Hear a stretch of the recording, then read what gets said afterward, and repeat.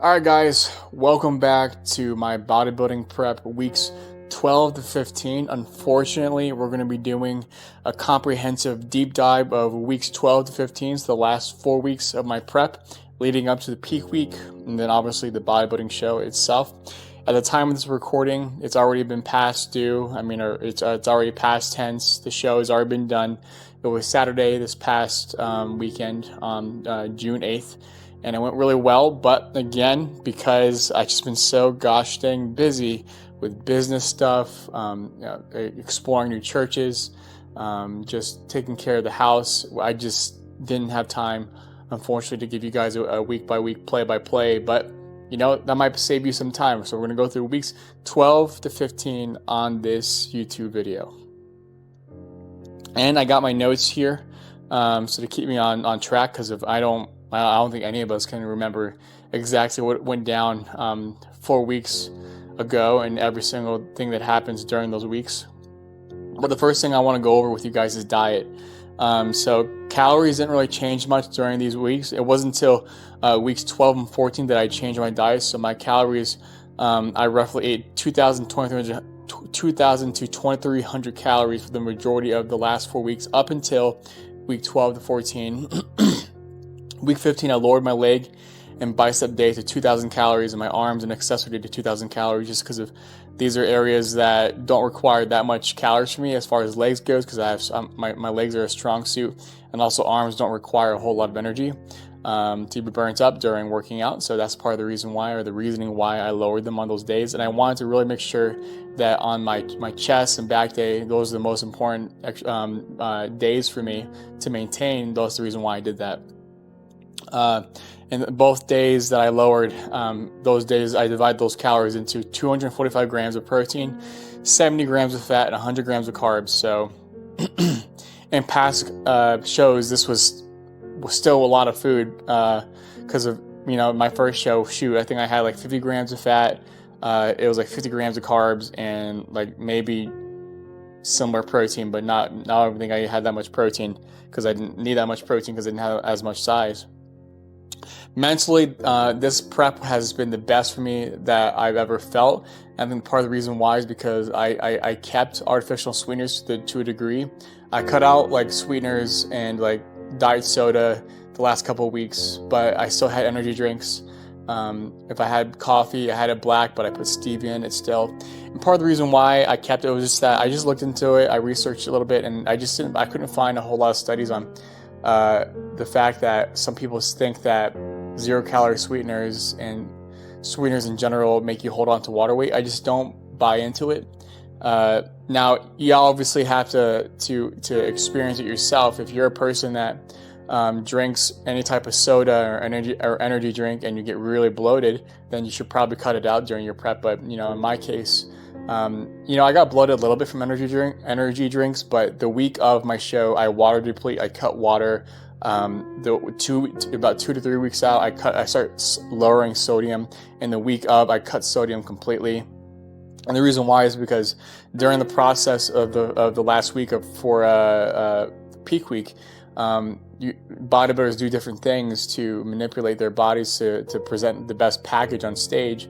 And one of the things that you'll do is your water deplete, and you can't really deplete water that well. There's lots of sodium present in your body because sodium, absorbs water, right? It makes your muscles soak in nutrients, soak in water, which holds nutrients, blood, all that good stuff, right? So mentally, this is the best I've felt compared to the other two preps. So I really enjoyed just keeping energy drinks and caffeine high. Did I abuse it? Heck yes, I definitely abuse caffeine, and I probably really should lessen the load. But I had planned that this week, which is again reminding you guys that this is 2 days after my bodybuilding show. I had planned that all this week and all next week I'm going into what I call dark mode, which is I just hustle for my business. I pull 12-hour weeks to 16-hour, not 12-hour weeks, 12-hour days to 16-hour days, Monday through Saturday, and Sunday I relax. But that's the goal for this week and next week. So I really need the caffeine right now. And I already told you guys about the energy drinks. Oh, so this is always fun. The last 3 weeks of my bodybuilding prep, thank God it was just the last 3 weeks. And in comparison to other shows, I tasted this for months. I tasted ketones. And basically what that is that when you get to a certain point in your prep and you have low enough carbs and low enough calories, and there's not a lot of carbs in your body, there's not a lot of fats in your body, when you go into ketosis, you start tasting ketones, which kind of tastes like, I always tell my wife, it kind of tastes like someone just sprayed Windex in my mouth. It doesn't taste good. So one thing that I do to kind of help get rid of that is that I eat a lot of, I chew a lot of gum. And that kind of helps work my jaw muscle a little bit for the stage. So I have a nice chiseled jawline, and just in general for a nice chiseled jawline for life. But also gets rid of the ketone taste. Gives me something to do when I'm hungry, when I'm looking for food. But again, that's what happens when you're in ketosis. So if you start tasting like this ammonia, taste in your mouth, that's typically a sign that you're in ketosis. You don't have a lot of carbs present in your body. Your body's trying to now convert fat for energy, which is not its go-to. Our body wants to use carbs for energy, and then fat as a secondary resort, and then proteins is like the last resort. Your body does not want to use protein. If your body's using up protein, that means you're most likely losing muscle mass. And that's not good. So that's why it's good to always try to keep your protein as high as possible, so your body can use it for both fuel and also for recovery for protein synthesis. As I mentioned to you guys, I stopped salting my food the last 2 weeks of my prep. I still seasoned everything, but anything that had sodium in it, I didn't use as a seasoning. So I kept it like garlic, pepper, paprika, red pepper, parsley, but nothing with actual sodium in it. So that's one of the other parts I hate about prep the last 2 weeks, is that when you're trying to manipulate your water and your sodium, and you're trying to flood your body with all of that at the end of your prep, because that's part of the reason why it's super compensation. So when you deprive your body of water, of carbs, and of sodium, and then you refeed it all those things like a day or two before the show, your body soaks it all up and you look really full, you look really good. It's kind of hard to manipulate, and that's why it's good to have a coach to hire on, because they'll kind of help you mitigate any problems. Because when you do that and you try to use super compensation, the problem is that if you go overboard with too much salt or carbs or water, whatever, and you're trying to add all that back in and you do it wrong, you can come out on the show bloated. Even if you're lean, you can look like kind of fluffy, and you can see your muscles look like kind of wet and round. It doesn't look good. So this is one thing I probably should look into, and this is someone I honestly want to hire somebody to kind of help me with this, but I really should try to do it on my own first before I hire somebody. I should start tracking my sodium. I tried doing it a little bit this time around, but I really didn't meticulously look at how much sodium I was eating and how much sodium I was keeping in my diet, even with me trying my best to cut it out. But in the future, for the next show, I might try to actually figure out how much sodium I was ingesting, so that I can better understand, what's the point where I start to look bloated, what's the point where I look really good, what's the point where I look a little too dry and too lifeless. Because sodium is a big deal. It really is. Oh, and then the other thing I forgot to mention to you in the previous weeks, guys, is that I actually chose to do just men's physique this time around, and that's because just for the amount of things I had to do during this prep.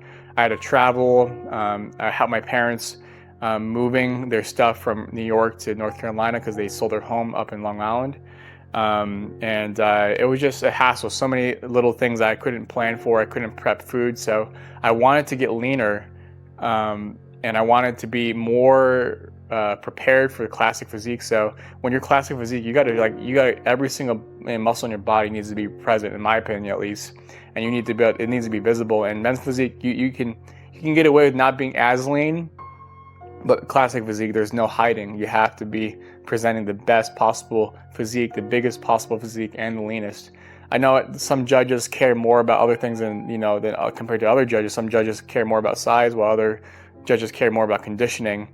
But I just didn't feel confident walking up there in a classic trunks and posing off my legs, and my legs are a strong suit. Unfortunately, I just didn't feel confident doing it, so I decided not to do it, which means I stopped practicing posing. And with that, I stopped practicing posing for men's physique because to be honest with you guys, I I didn't take it seriously enough, and I should have, because I really think I could have gotten a first place trophy. I'm kind of getting ahead of myself. I ended up getting second place and fourth place for the show, but I'll talk more about the show and all that, on another video. But I really should have taken men's physique posing more seriously, because even though it's a front transition to a back and back to a front pose, in comparison to a classic where there's a front, a side, a back, and then there's a double bi, there's a abs and thigh, there's different kinds of poses, right? Men's physique, there's just two, and there's transitions between those two. You can still make it look nice, and I just took it for granted. And next time I'm going to actually practice different types of transitions. And that was where I really erred.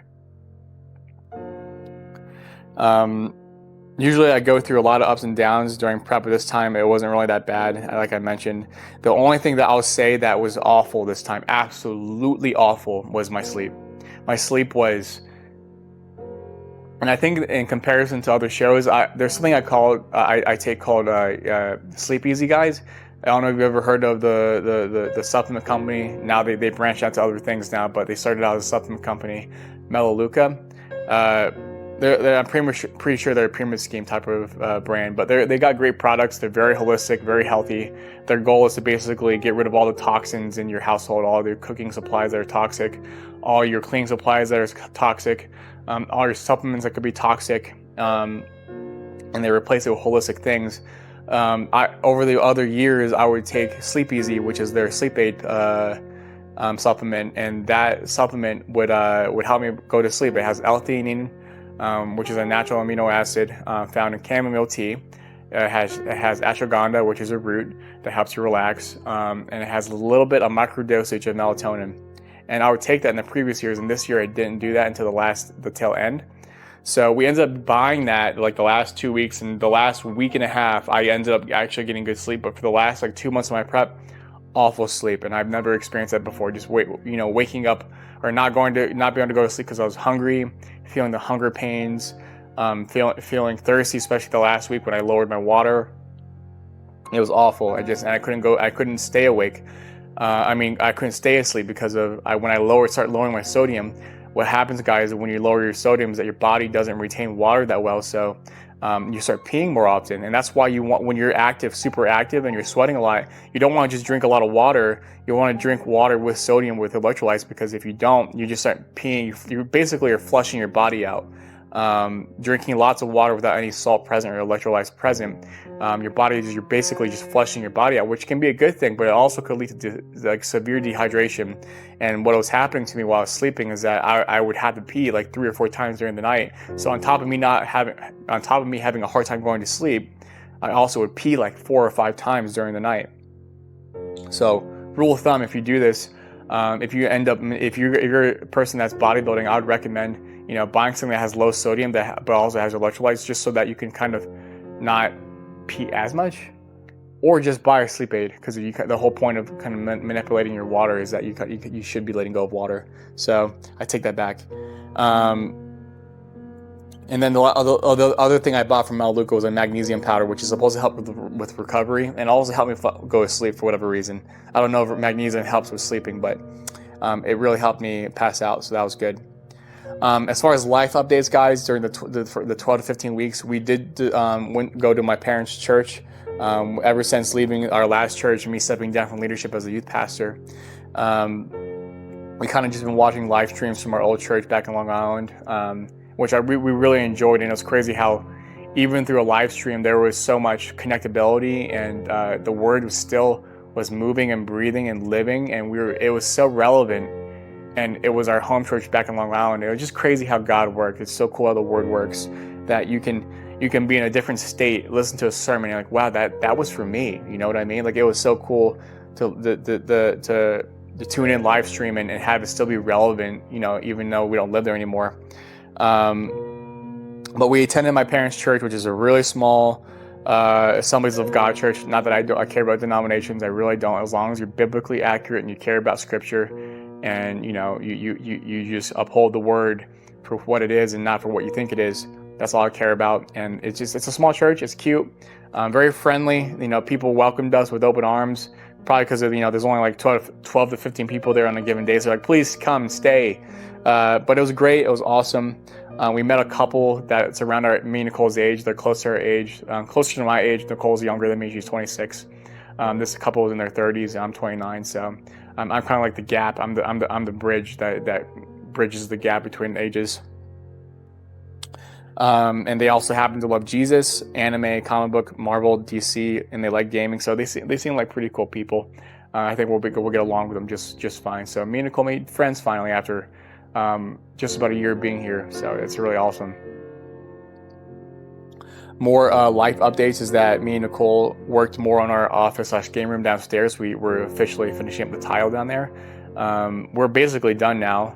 Since this is a video for weeks 12 to 15, we were just putting down the tile and just putting down the first layer of mortar, and then the membrane for any water that might possibly get through, and then another layer of mortar, and then obviously the tile, right?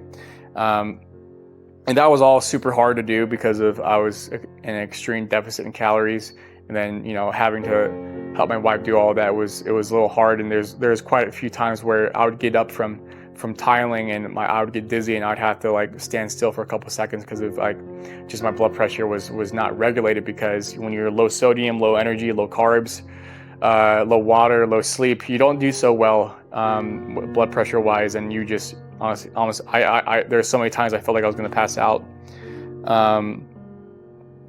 But yeah, it basically was just a mental exercise for me, having to do all that and trying to keep up with it and being there for my wife and trying to help out with the room.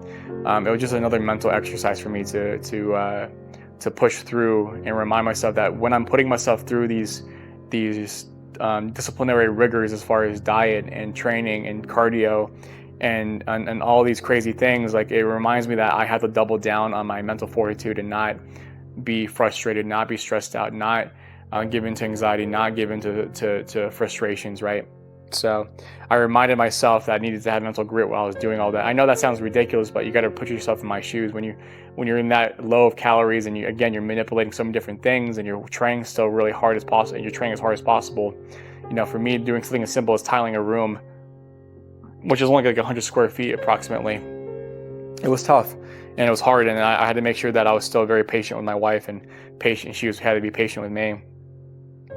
So that's about it, guys. I aimed to get my first place trophy, and like I said, I'm being ahead of myself. I didn't get it, but I'll talk more about that in the next video, and you guys can hear about all the fun stuff that me and Nicole did during our during peak week and during the couple of days leading up to the show and the show itself and the day afterwards. It was a whole lot of fun. We enjoyed it. Chattanooga is a great place, but you guys will hear more about it on the next video.